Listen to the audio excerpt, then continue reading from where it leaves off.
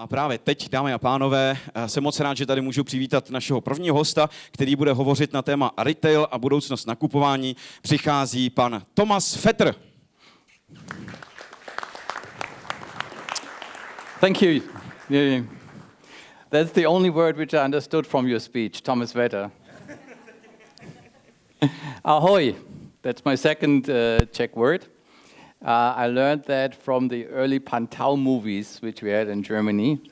So you can deduce how old I am. Okay, first I would like to congratulate you to 25 years. Silver wedding between Eurosoft and Pilsen. Yeah. I learned that at least in Germany, an average marriage lasts 7 years.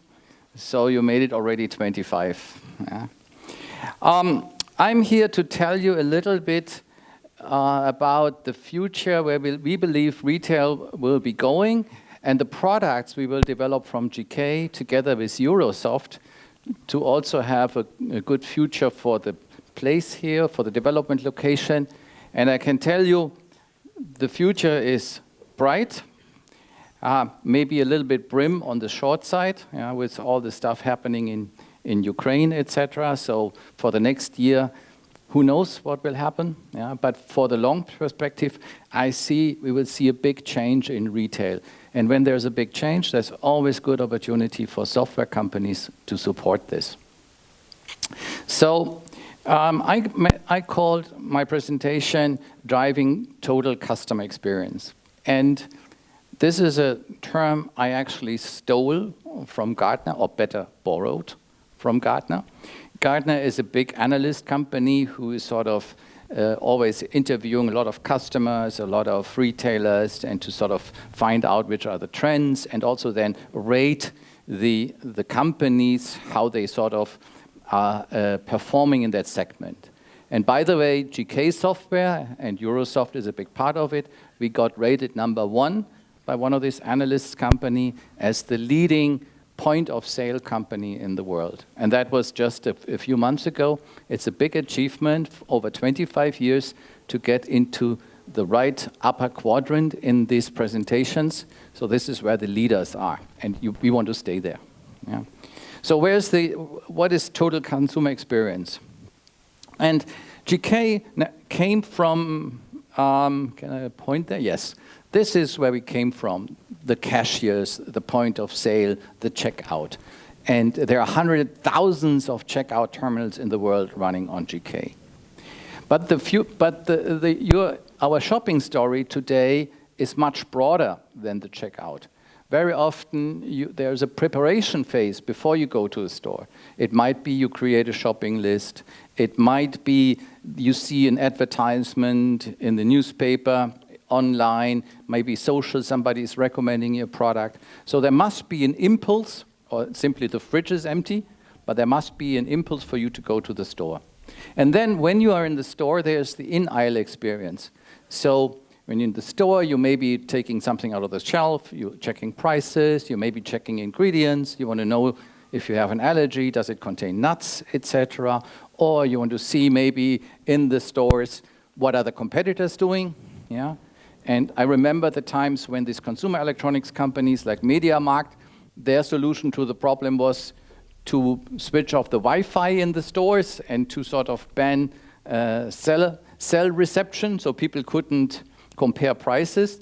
But it turns out that was not the right strategy. Yeah. People will compare prices, etc. So there is things which you need to do in the aisle phase. Then there's the checkout phase. And checkout phase also is changing nowadays. So it's not anymore that you just check out on the cashier. There are self-scanning devices. You can check out on terminals. You actually do e-commerce checkout. You pay with Apple Pay. You pay with Klarna. You pay with PayPal. All that stuff. So there's a lot happening there as well. And there's also the unpleasant stuff like fiscalization. And the colleagues at Eurosoft know that, how inventive all the countries get in preventing fraud. So you have in Hungary, you have printers which are certified in other countries. You need to use paper which is sold to you by some public agencies. In Germany, now every transaction has to be digitally signed. So the guys in Eurosoft know all of this, the complexity. And by the way, that's one of the strengths of Eurosoft and GK, that we can support that in 160 countries, I believe, or 62 countries, sorry, not 160, 62 countries, the major countries of this world. And then there is the post-purchase phase, which also gets more important. It's about, you have a digital receipts, you have services, you have delivery, etc. So shopping today is much more complex than 20 years ago. And we as GK, we want to support all 4 of these phases. And that is what is also total consumer experience is about. It's not about just the checkout, it's about the whole journey. But there's another aspect to it. And it is the aspect here, this 4 experiences. It's the customer experience.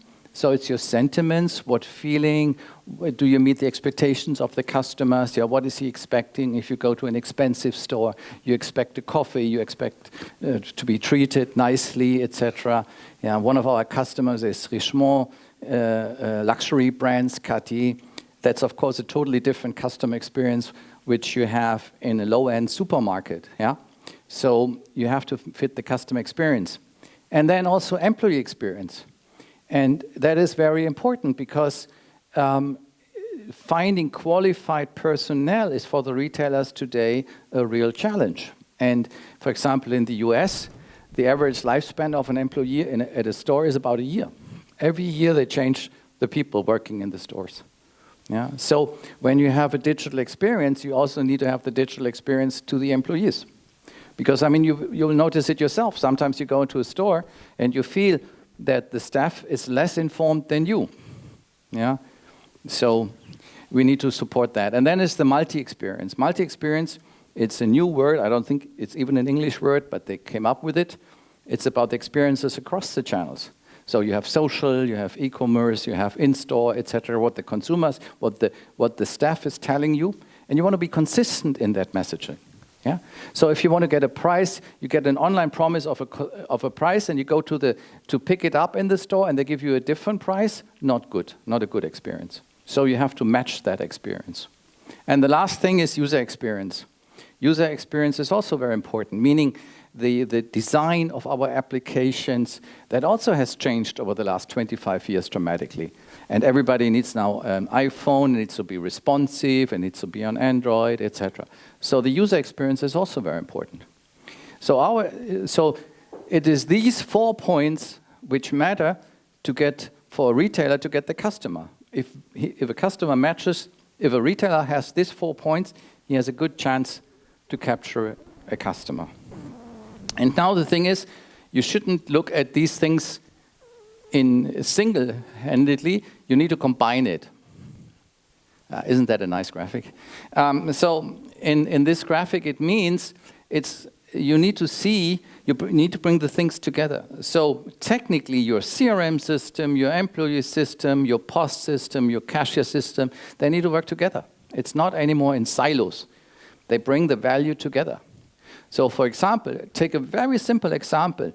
If you want to buy alcohol in a store, you need to do an age check in most countries. Yeah? Now, how do you do an age check? So for example, the person buys an alcohol, he goes to the employee, and the employee can just confirm on his app, okay, yeah, guy is 28 years old or older than 18, most countries, or 21, depends what the legal age is. And then he says, okay, that person is qualified and he can go out. Yeah, so you bring these devices together to have the experience. Yeah? And that's just a simple example, but I will show you now 3, 4 examples, real-world examples where this is already happening today. I skipped that. That's about the staff. Yeah, this is about CIOs that they want to spend money on this topic. Yeah, I'll have the examples. Start with Little Caesars, is a pizza chain in the US. Domino's Pizza over here and whatever you have. They're actually one of the largest ones. And what they have come up with is such a device which keeps the pizza actually hot at 400 degrees Fahrenheit. Don't ask me what that is in Celsius. Yeah? But what you can do is actually you can order your pizza for pickup, then you pay actually on your smartphone. When you go to the pizza store to pick up your pizza, you actually just scan it on the device and you can take it out at the right temperature out of the oven. So you don't have to queue anymore, etc. But of course, that is working. Or for example, I'm not know if they have it already in Czech Republic, but for example, in Germany, you can now order McDonald's already on the app. Mark, you have that here as well in Czech? And when you drive up, you have already has prepared, you just punch in your number and then, yeah. So this is another example of this digital experience. One more is, for example, Target. Target is a good big department store in the US.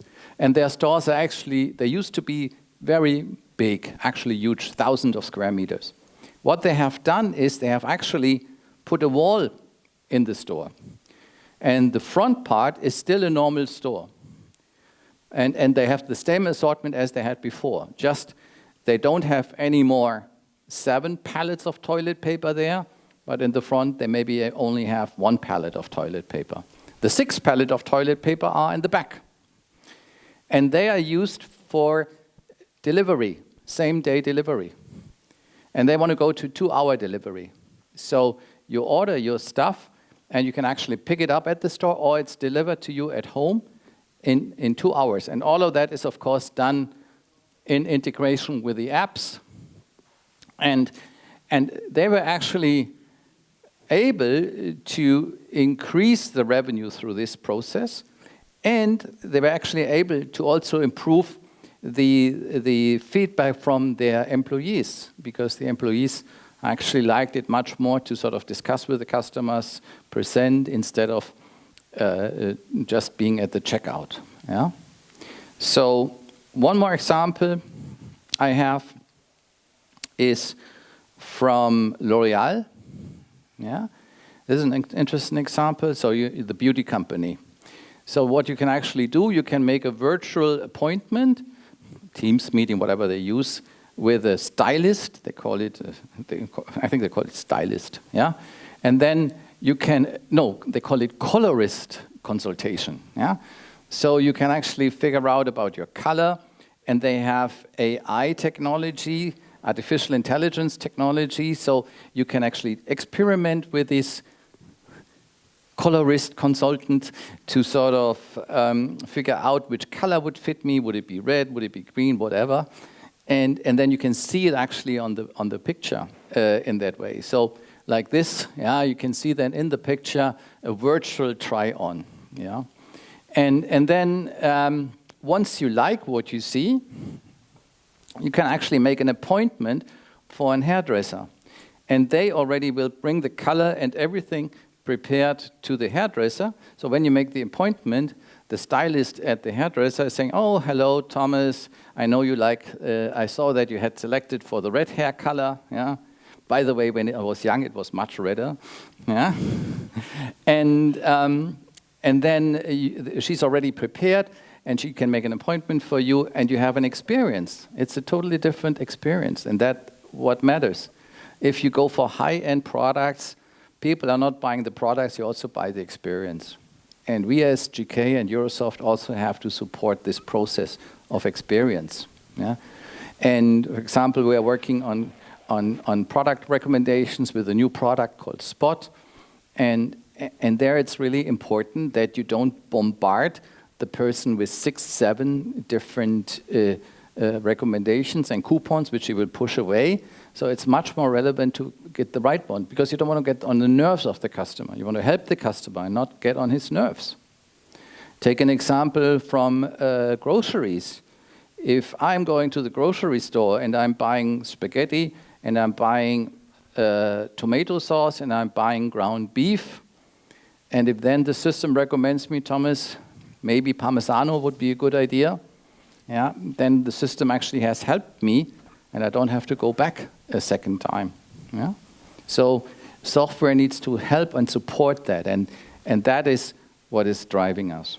So you have these examples, and now a little bit,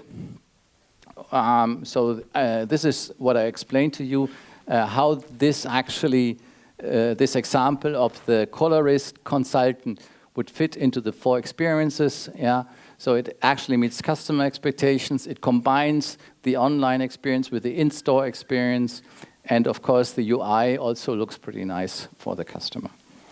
Now, what is GK doing in all of these things to support that? And when I say GK, it is synonymous with Eurosoft, because a lot of the stuff is actually developed here in Pilsen. And it's incredibly important in our industry to have the industry knowledge and the process knowledge. And I told you about all the complex fiscal situations in the countries. And I think it's so valuable to have people here who have been many, many years with the company, who have seen it all. Yeah? And I'm usually calling these people and asking, hey, and they say, yeah, I saw that in that country in 2003, so it's very similar, etc. So it's very good to have that long-term knowledge. It's a big asset for GK to have that knowledge in the company. And the knowledge is in the heads of the people. That is the most important thing. So what are we doing? And so we support a lot of these activities, and I maybe not go through all the points because I'm running a little bit out of time, but I wanted to emphasize a few things.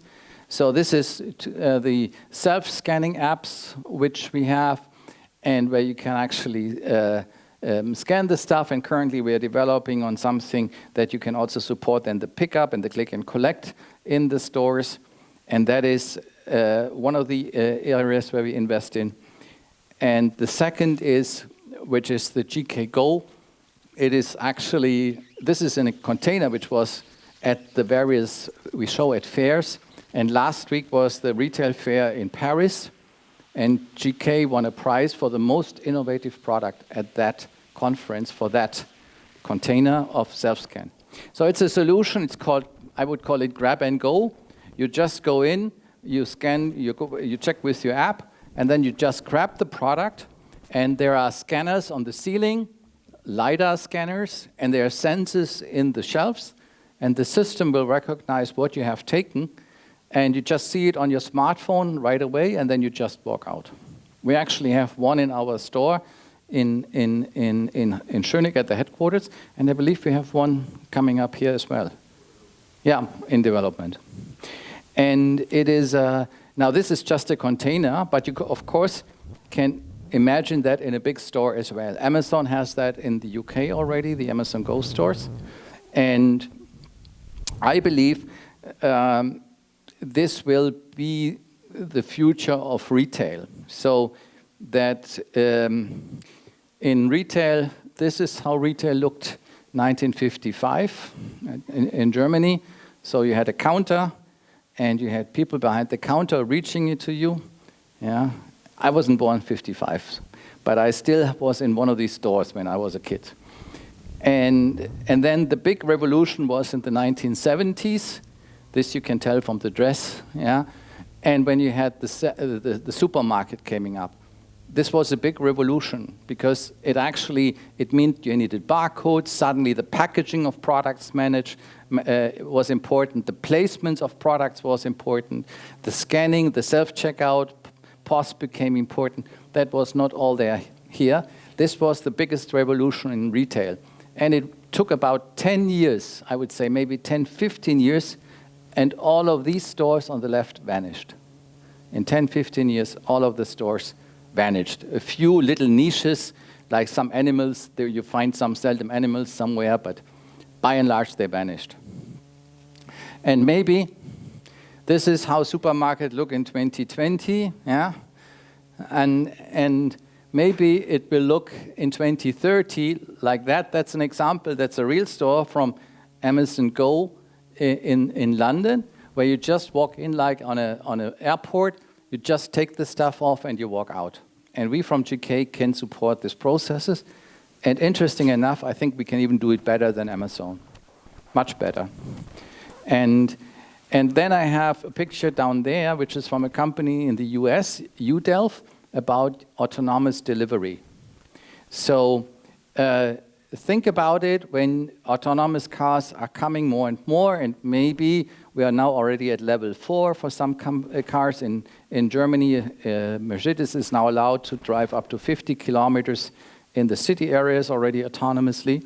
When you have autonomous cars, the cost of delivery, the game will totally change. And you will maybe see these cars going around, and you will order something, and 10 minutes later, the car will pick up in front of your curb, and you pick it up at the curbside. Yeah? That will change the game of delivery. Similar what Uber did to the transportation, these things will change retail.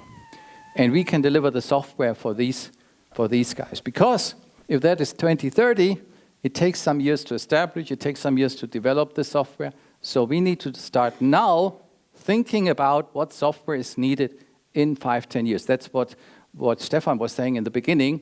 We need to think ahead what software we need in 5-10 years. So with that, I want to congratulate you once more to the 25 years of successful collaboration between the city of Pilsen and Eurosoft. I wish you all the best for the future, with one exception. Next Tuesday when you play against Bayern Munich, I'm still a fan of Bayern Munich, yeah? Thank you very much. Dámy a pánové, naším prvním hostem byl z GK Software pan Tomáš Vetter.